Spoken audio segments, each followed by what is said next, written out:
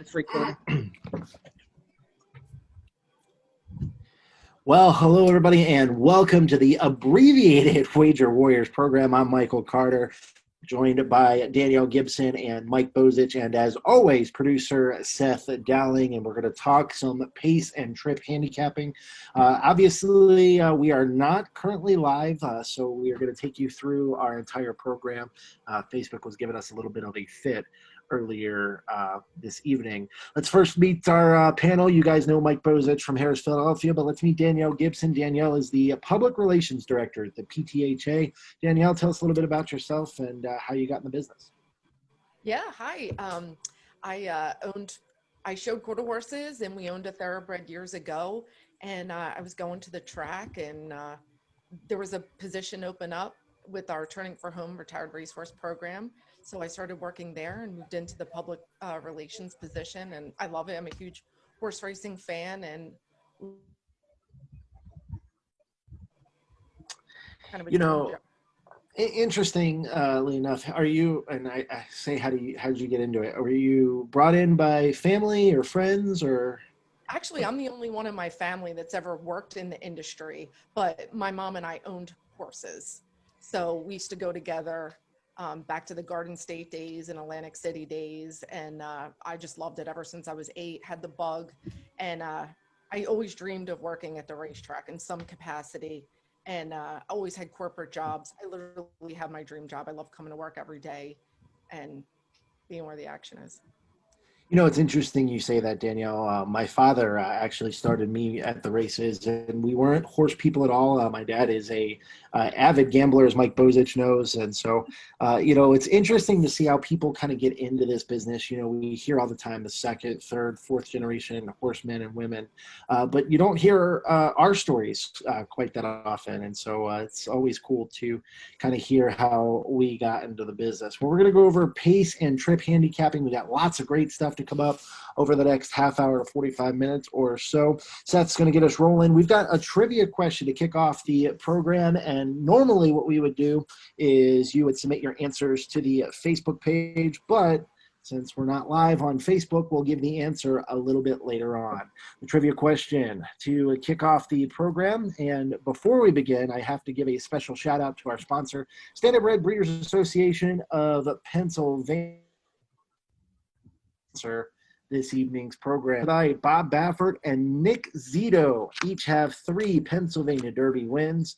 What other trainer also has 3? Danielle, you're not allowed to answer, okay? So don't text the answer, shout it out.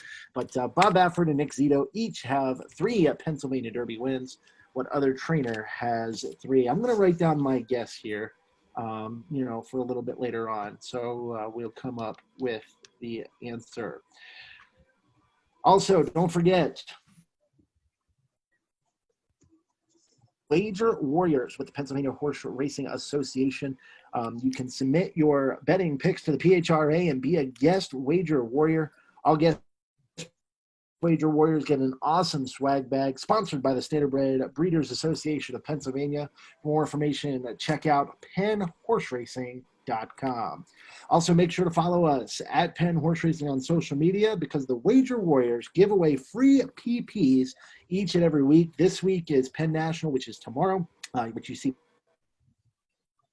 at Mohegan Sun Polka Day. All right, guys, we're going to talk some trip handicapping here with Danielle and Mike Bozich, and we kick off the program with trip handicapping. And guys, this is a very important topic. Watching replays and doing your homework and doing your due diligence is always really important. And Mike, we'll start with you because me and you have had this discussion over the last few weeks. How important is it to watch replays and figure out what kind of trips that horses got and not always trust the charted line? Dangerous territory. I mean, I think you have to watch replays a lot if you're going to be successful at this game. But another thing I think you have to watch out for is that, at least in harness racing, it's kind of very, very easy to see if a horse got in trouble and then was raging with pace late. I mean, that's very easy to see. And, I take the approach that if I've seen it, everybody else has too.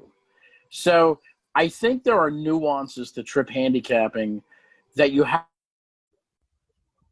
not necessarily be like, and there's a few of those, and I'll go into those a little bit later on in the show. But I think that's the important thing. But honestly, in harness racing, I think trip handicapping is everything. Danielle, one thing that you guys have in the thoroughbred industry that only some of the programs have in the harness industry is the comment line. So not only do you have the chart, you have the comment as well. And obviously, we hear all the time about how important replays are.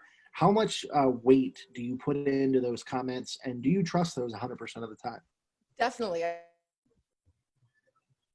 I think you should also make your own comments if you're watching replays, more in-depth ones, but just basic stuff like breaking from the start, bobbled at the start, in tight, and then you want to look for, what did they get caught wide? Did they lose ground? And then, you want to also look for words like driving finish. Did they finish strong? All these key words. And again, you want to make your own notes, and you're going to find your own angles that, the not so obvious things, like you said, there's going to be things, and that's obviously going to affect the odds. So, Mike, one thing about something you said just a minute ago was how important, of course, if you saw it, everybody else saw it. And we actually saw this situation kind of break out a couple of weeks ago in the Hambletonian eliminations with Ramona Hill, who got really shuffled badly back. And this was one of those races, Mike, where you had to kind of see it happen to understand why it was so significant. But a lot of times those horses come back and they are overbet in these situations. How often do you kind of look at that and say, you know what, a horse may have benefited from another horse's trouble trip? Well, certainly. Now, first of all, can you hear me? Yep. Okay, cool, because I was disconnected there for a second. Yeah, we just got to talking about it. Everybody saw what Ramona Hill was capable of in her elimination. I mean, she was behind dead cover. She had to move around it. She closed. She just raced out of her shoes, that final eighth of a mile to get the job done there. And what happened? She was morning line, 3-1, 7-2, or somewhere in that area. That my good friend Dave Brower made her, and she just went off a 3-5, 4-5. And rightfully so. I mean, she was obviously sitting on a good trip. But I think it's our to try things that in trip handicapping that the public necessarily doesn't see. And I like to call those, like, if you look at the charted line, and what the charted lines show in harness racing is they show the quarter, the half mile, the 3/4, the top of the stretch, and the finish. So basically what happened in the first eighth of a mile? I've noticed this as a big angle at Harrah's Philadelphia. You see horses a lot of times that are well-meant, will try to leave from post for the horse. And instead of getting the lead or the two-hole trip that he wants to, he has to settle down into fourth or fifth. And then he either ends up first over or he ends up shuffled in. That's something the charted line's not going to tell you. You have to look, especially from outside posts, how many horses leave inside of that horse. And if you can do that, and you could see, hey, this horse didn't get the trip that he actually wanted. He was trying to get the lead or trying to get a pocket trip or something of that sort. And if it didn't work out for him, then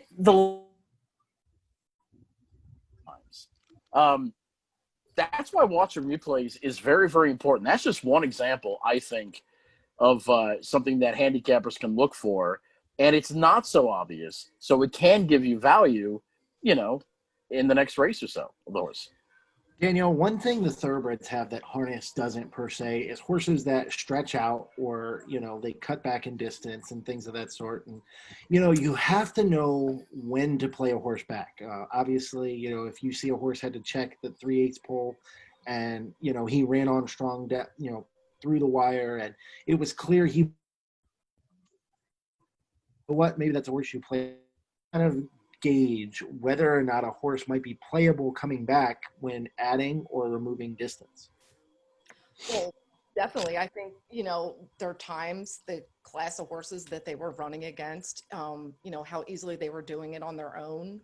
I think people tend to like to play similar, racetracks. They get to know the horses a little bit, what kind of group of horses were in there. If you're watching the replay, was the jockey holding them? Did they have Um, just simple things like that you're just going to pick up.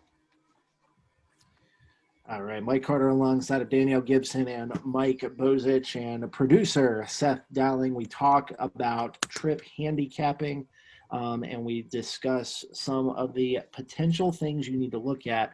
We're going to take a look at a couple of replays here in just a second. A couple of the thoroughbred replays, Danielle, that you provided us. Thanks so much for doing that. Don't forget our show today presented by the Standardbred Breeders Association of Pennsylvania. We're going to take a look at a couple of replays. We're going to start with from your angle, Danielle, what you saw in this race.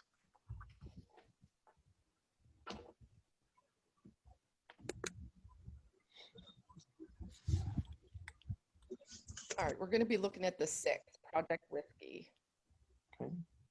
This is a super, super salty group of fillies. After this race, the winner comes back.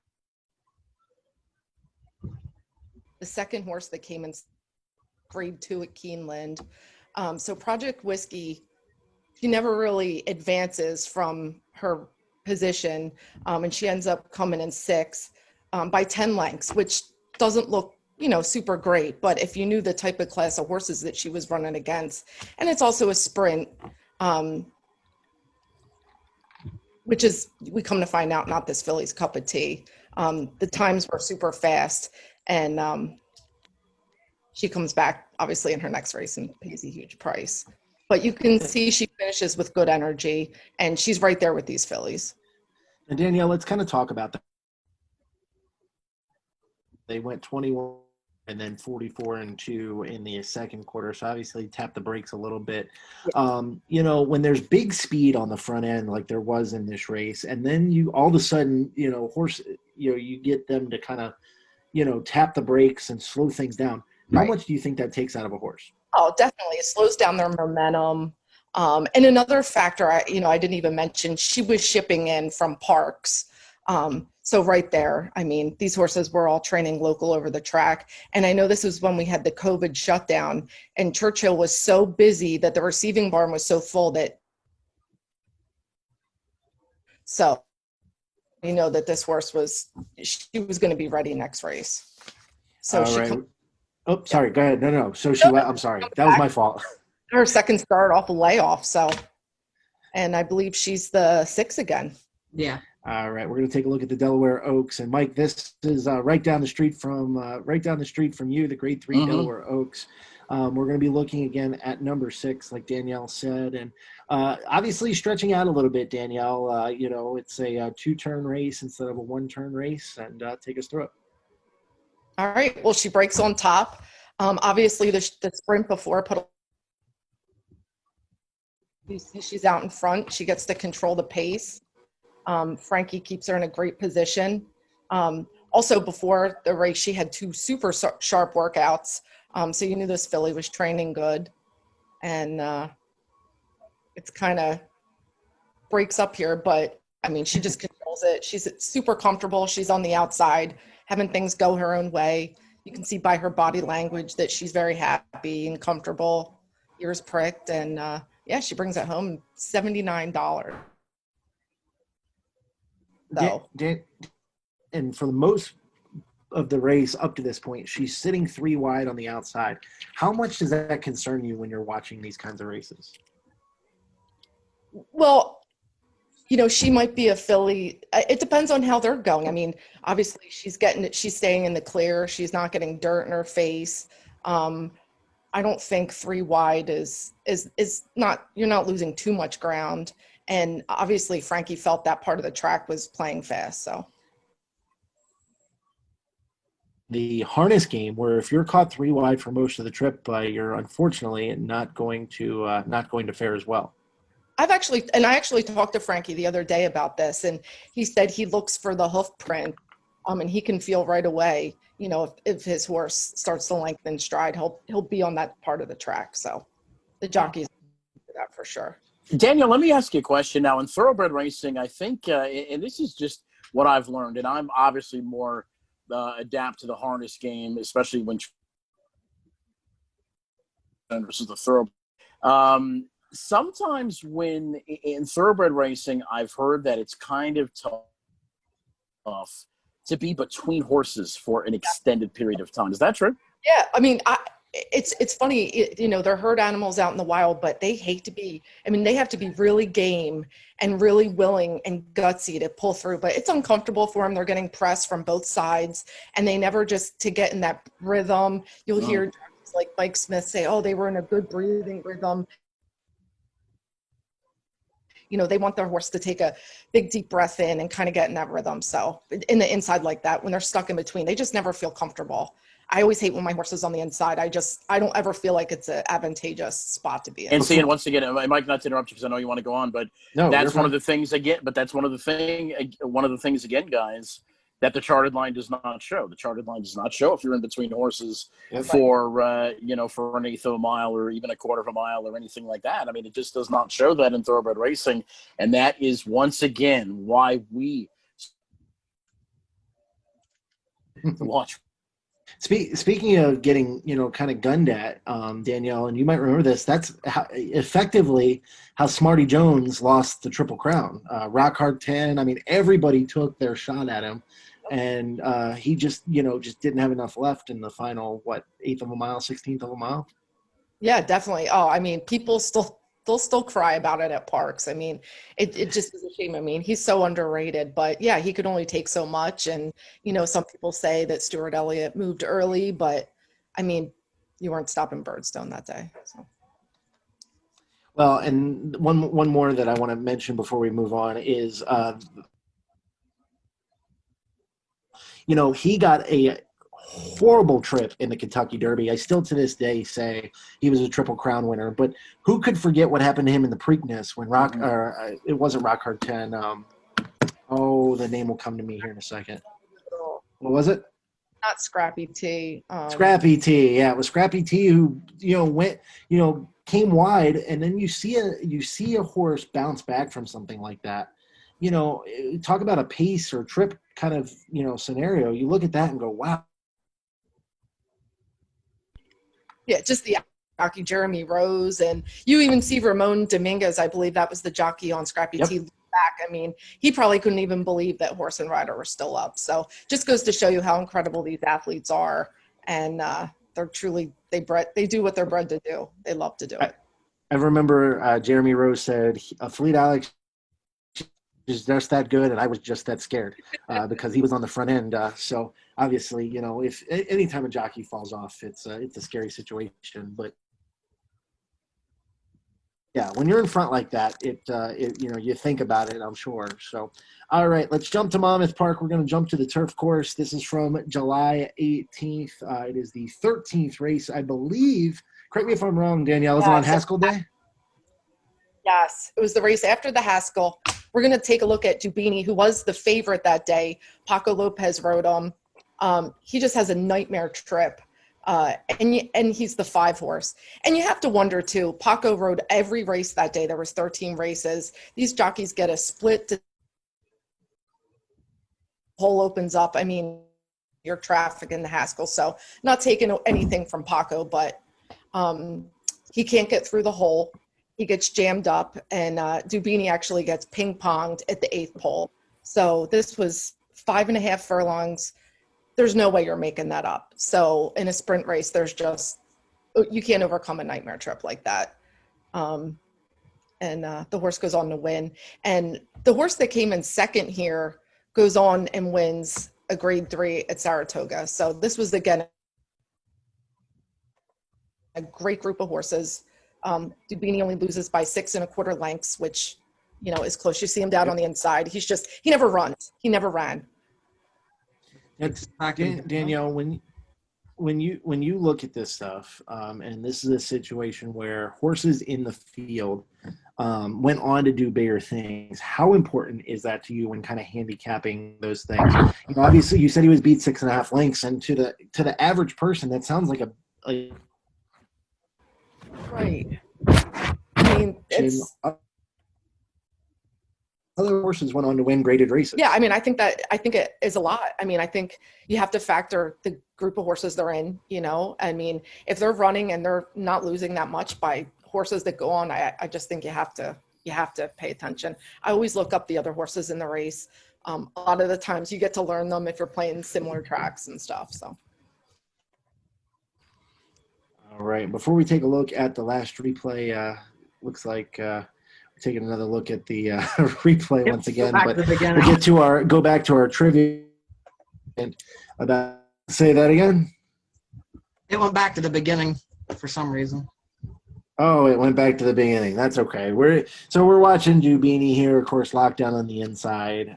Going to be beat 6.5 lengths to other horses that went on to win some graded races. When we kicked off the program, before we go to the last replay, we had a trivia question for you. That question is Bob Baffert and Nick Zito have both won the Pennsylvania Derby 3 times. Anybody else have a guess? I'm going to guess the trainer of Smarty Jones is going to be the answer here. Mike, what do you got? What do you think? I'm with you, actually. Right, real. I don't know. I'm ashamed. I don't know the real answer, but I don't think it's John Service. I don't think. Producer Seth? Woody Stevens. Woody Stevens. Wow. That's who it was. Goodness. Somebody from a while ago. Woody Stevens John was Service has ever won the Pennsylvania Derby. That's actually kind of crazy to me. I think, did Smarty Jones run back in the Pennsylvania Derby? I don't think so. I think he was done after the Belmont. Belmont was his last race. In fact, Jaywalk, John Service. That's who it was. Okay. But not in the Derby. He hasn't run in the Pennsylvania Derby. All right. And there's a slight chance that Mike Bozich might have called this next race, the 9th race at Parks Racing on August 3rd. Who are we looking at here, Danielle? We're going to take back a look at our buddy Dubini again. He's in the 7th post. And you would think, I mean, that inside would be a better post here, but it parks the outside on the turf, and that's a really good angle. Turf at Parks. You have to be out all his own way. Dubini's a closer typically, but he breaks sharp. You see him, Frankie keeps him in the clear. And as soon as he gets a chance to run, I mean, he gets up right at the end. And typically 5 furlongs is this is even a little shorter. So the margin, the winning margin's it's only, I think, a half length, but I mean, he was always going to win. You can see he's just going. He has him completely out in the clear. They're the horses that run 1-2. And just kind of a fun fact, last time Dubini won was in the 7 hole.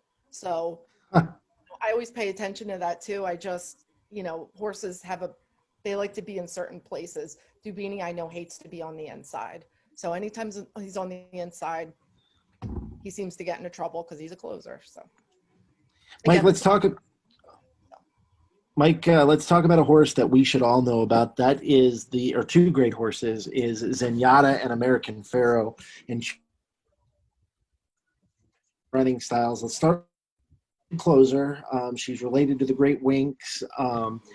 And it's interesting to me when you have a race where a horse like Zenyatta appears, because you're trying to handicap and go, okay, how much speed is there going to be in the race? When you look at a race with a deep closer like Zenyatta had, how much does the speed of the race kind of play into your handicapping? Well, it's kind of tough because, a lot of times the race doesn't work out like it does on paper. I think about 50% of the time it doesn't, and then you're talking about Zenyatta,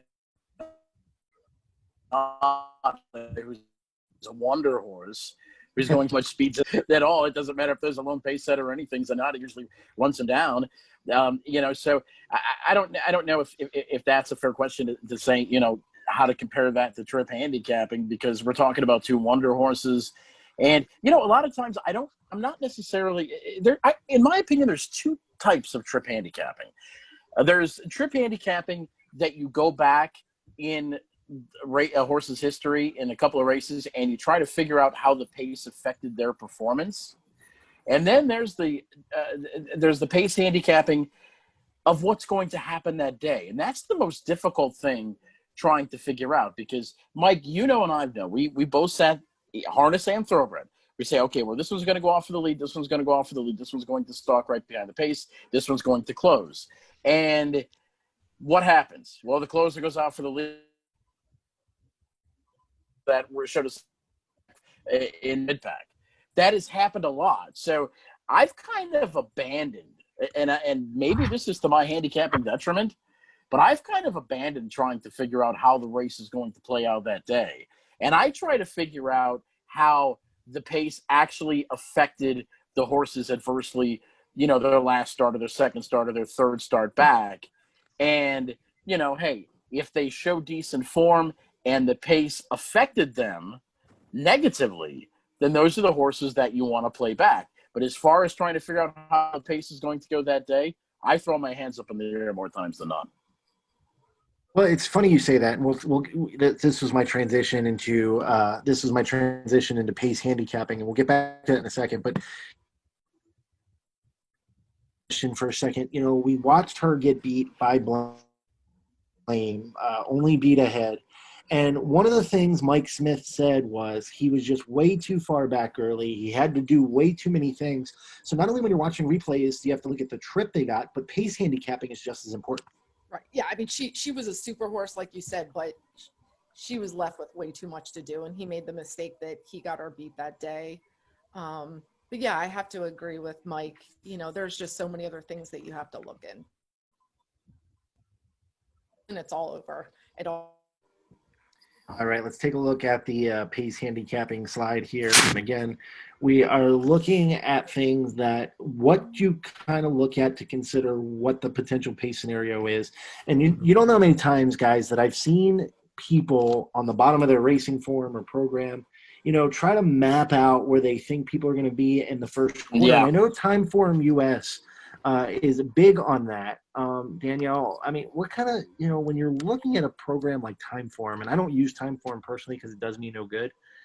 It's hard because it fall apart. Well, it's kind of like the process of elimination. You're going to kind of assign your speed, your presser, you know, your stalker, who's your closer. It's kind of like a puzzle. You're going to kind of put them there and then, you know, factor in all your other things that you want to put into. So it's like, I always look at, you know, the program like a puzzle, and I just put it together like that. And I try to throw out horses, process of elimination, you know.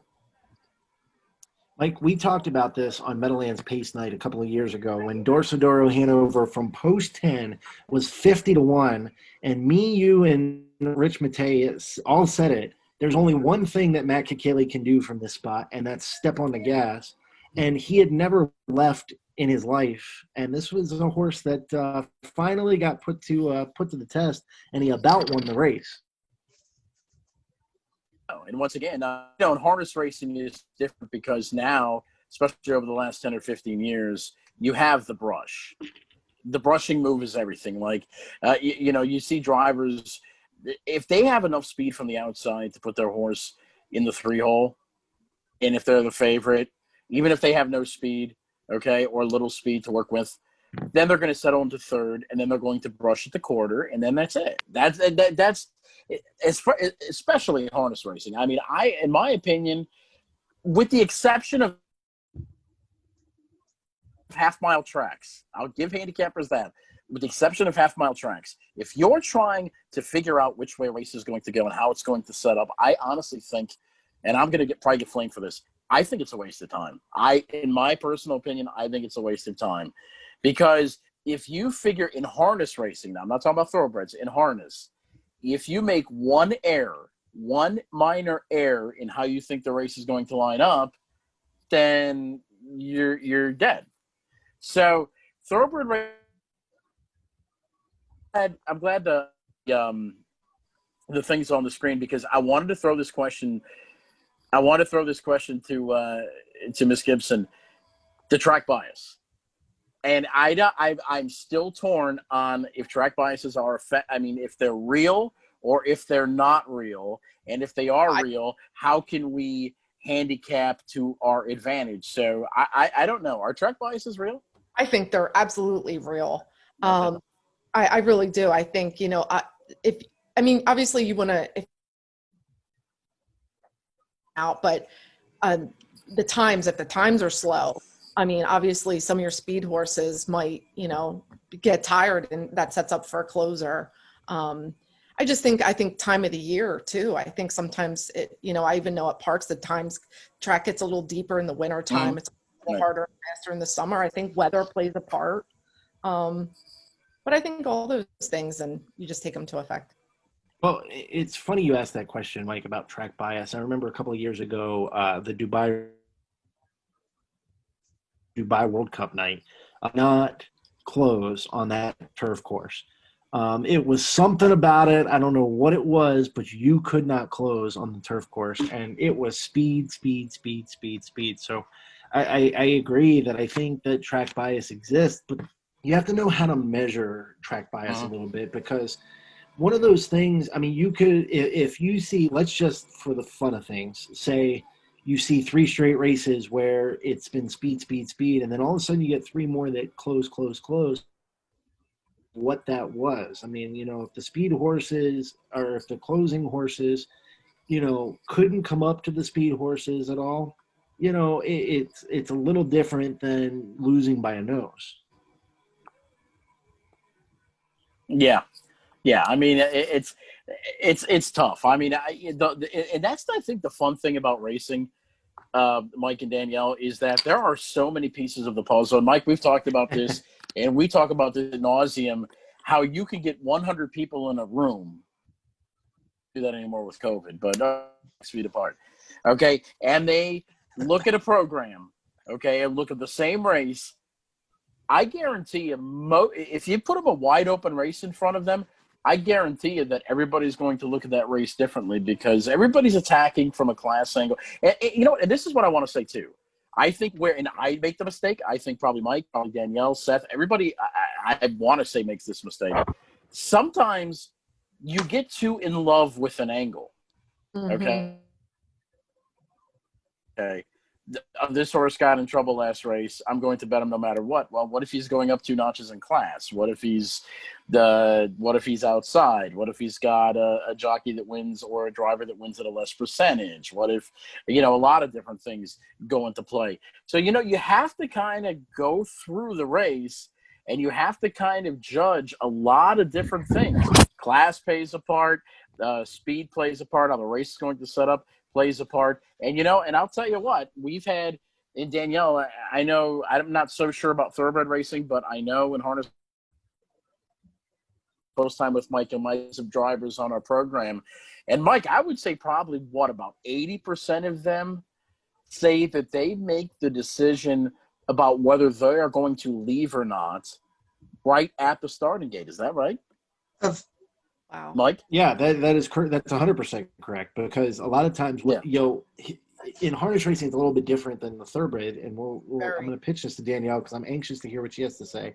But the drivers, they're sitting back, they can kind of look, and you can see who's leaving and who's harness, not, who's leaving and who is not. So if you're in the 2-hole, for instance, and you see, the inside horse just bumping up against the gate, you may, if you're Tim Tetrick or Yannick Gingras or some, sit behind this. You have to decide based on the track that you're at as well, because not every track is a passing lane and what have you. But that's a topic for another day. But Danielle, same thing here. It's interesting to, in the harness game, you can sort of tell what the other people are going to do. Right. Our horses are obviously stopped. They're at a standstill on the starting gate. So the brake's everything, but you don't know, a horse can stumble. It could be, I see it all the and and then we also have we have turf to dirt, horses running on different surfaces. So again, like with the angles, you said there can be a million angles. And then horse for course, if a horse loves a track, there's a million angles you could play, like you said. Producer Seth, what you got for us? I was going to say, as far as the drivers, of every horse I've owned or even trained, probably 85% of them going to the track still don't know what they're going to do until they say they're going to look across the gate. That's about unless it's a half-mile track. that's about right. They say they'll go. Yeah, the half-mile tracks you almost have to go. Speaking of, take a look at the third national tomorrow. They have a super high five in that third race. So we've all got a chance to take a look at it. But before we get to that, let's talk about the 2020 Standardbred sale, the Harrisburg sale. It will be held at the Maryland favorite thoroughbred track, Timonium. For more information, visit theblackbook.com. Again, theblackbook.com. Don't forget, you can be your own wager warrior and submit your picks to the PTHA. All guest wager warriors get an awesome swag bag presented by the Standardbred Breeders Association of Pennsylvania. And you can check out PennHorseRacing.com to get all the details. There you see Ashley and her Penn Horse Racing get up down the screen. All right, guys, we're going to pick your brains for a little bit of handicapping knowledge as we take a look at the third race. And I'm going to wait for Seth here to pull up the graphic. We'll talk about finding value here in a second. The Hollywood High Five, small carryover in the Hollywood High Five of $1,400. It's a baby shark. It looks like we are all over the place as far as the selections go. But let's talk about the Commodore Barry. So calm down over there. But Commodore Barry, for me, is in a really good spot to potentially win here. Gets a rider change to Andrew Wolfson. And Jonathan Shepard is a very nice turf trainer. And for those who don't know Jonathan Shepard, he's also good at the jumps as well. If I'm correct about that, Dani, you might have to correct me if I'm wrong. But he's a god. When I was at Colonial Downs, he was like big into the jumps and things like that. So, Jonathan Shepard's is a high percentage trainer. He wins 22% of the time. I think he's got a shot to win here, Dani. Yeah, and his horses, they're trained. I mean, they go all day long. So this is a long race, a route race. That already gives him his advantage. He's been shipping a lot to parks lately, and horses that have done jump races and flat races, and they've been winning. So. That gives me confidence already. He teams up with Andrew a lot. They have a good percentage together. And I think this horse is going to be live. Mike, you used him for fifth in this race. Tell us why. Well, because I used number 10, Repeated Promise on top. And I'm going to tell you, and I want to run this question by Dani because she don't have the 10 in the top 5. But do you consider a drop from maiden special weight to maiden claiming one of the biggest drops in all of racing? Yeah, I do. And what's funny is I don't think that's the order I picked them in. I think I had the 5 on top, but that was my fault how I sent it over. But I definitely do. Last. Didn't use him. Well, he's going to be wide again. He's probably going to have a wide trip again. That's certainly one thing. Yeah, I think I just didn't think I was real impressed with the last race. That's why. Yeah, I mean, he kind of raced evenly, but I'll tell you, I think the maiden special weight drop to maiden claiming is just a huge, huge, huge drop. And especially if you can kind of tag out how good that maiden special weight field is versus how good the maiden claiming field is. I mean, in any circumstance. I mean, I know he draws post 10. It's probably going to be a tough trip from out there. And but I'm going to give him a shot here. I think that, maybe the 5 and 3 lengths back that he was and chasing be a little bit closer to the pace, and maybe he could finish up with a little bit more go. And 5-1 on the board, and I mean, not on the board. I mean, in the morning line, I think 10 Repeated Promises got a shot. And I think Storm Tower is logical, but obviously, when you start getting 0 for 4, 0 for 5, 0 for 6, you kind of start wondering, is this the horse that's going to, run second, third, and fourth, and and not win? So I'm kind of skeptical of putting horses on top that have got offers. And you guys obviously like the 5 Commodore Barry.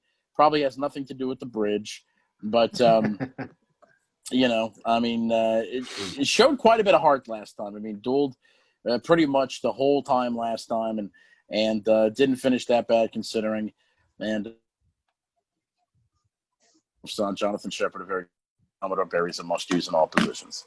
I think that the 5 and the 7 Exacta is going to pay $2 after everybody watches. It's a baby show, shark. We've all got the 5-7 going on here. What is a baby shark? A baby shark's a small payoff.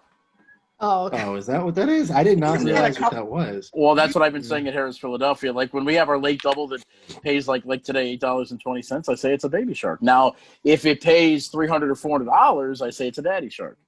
You used that a couple times today. Yeah, so that will announcing career eventually. All right. I use number 7, Storm Tower. We're going to keep on skipping over. No, I'm kidding. The 10, Repeated Promise as a horse that gets caught on the outside. And then, Dani, a horse that I use that so did Seth and Ashley, but I don't see anywhere else, is the 1, McSteamy. And obviously, Andrew with the 5. Mike Carter just disappeared. Jonathan Shepard. Yeah. Yeah. And I knew what you were obviously. saying, though. Andrew jumps off the horse to get on the Yeah. Go to the 5. If you are a Grey's Anatomy fan, this is a huge hunch play for you.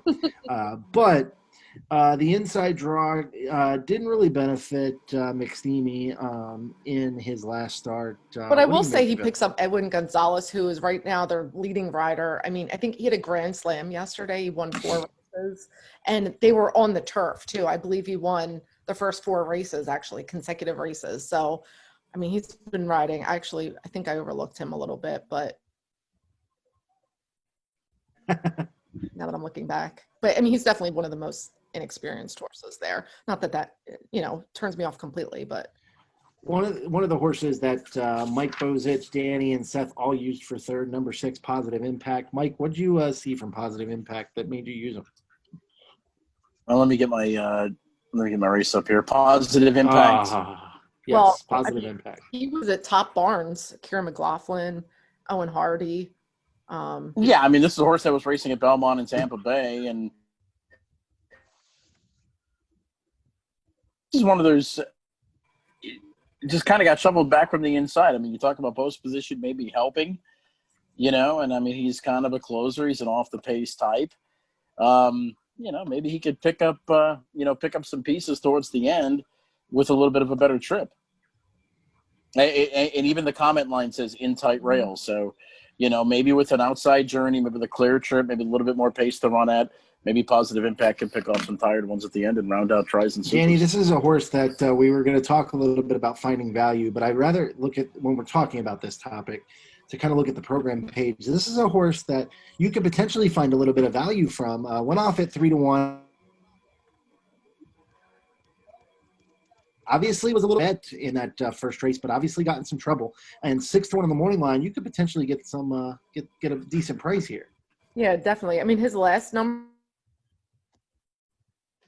than the other horses, but yeah, like Mike said, I mean, I definitely see him picking up some of the pieces. Yet you would have to use them for sure.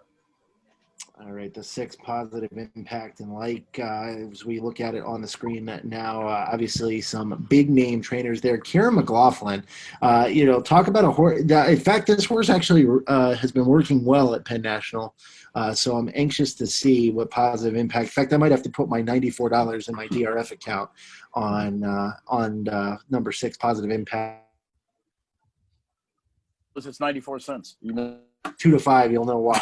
Yeah, anyways, well, they say the early money is the smart money unless Mike Carter's playing, and then we go from there. But anyways, back to the super high up 5 tickets. Let's kind of highlight our tickets one more time before we check out the. There's one more thing I do want to add. His workout in Tampa.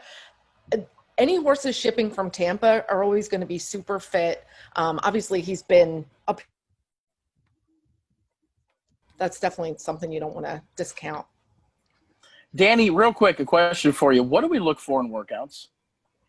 I think consistency. I don't think you necessarily want the bullet. I mean, that's great if they work the fastest time of the day, but I think you want to see consistency and how often they're working out. I mean, if you see big gaps, that's, that could mean a horse possibly is having some issues. Yeah, if if they're not racing, you see consistent workouts. I think that's great. Now,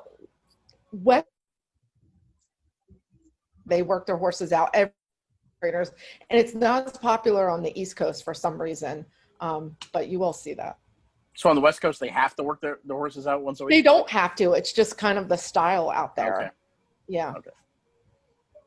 All right, so let's take a look at our Hollywood high fives. I'm 5'7", 10, 1, and 3. Mike Bozich, 10, 7, 6, 4, and 5. Danny Gibson, 5, 4, 6, 7, and 8. 5, 4, 6, 7, and 8. And the two at the bottom don't matter. No, Seth Dowling, 7, 5, 6, 1, and 10. Ashley Eisenbale, 5, 7, 2, 1, 10. I can get away with saying that because she's not watching live. Wait till she sees it later. She's gonna be real mad, but that's okay. Yep. Actually, I love you. You will not be on the Wager Warriors next week here, Mike. Yeah, that's right. Got a couple of more shows coming up in the near future, so be sure to check out the Wager Warriors show. We have it, Seth, about once every couple. Yeah, the next one's September 3rd with Avery. And then the last one is the third week of September with Ashley Mayo. All right. Our girl, Ashley Mayo, will join the program. Well, guys, it's been a lot of fun. We've gotten a chance to talk about some really, really cool topics. And whether you support pace handicapping or not, Gibson, Mike Bozich, I'm Michael Carter. We'll see everybody next time.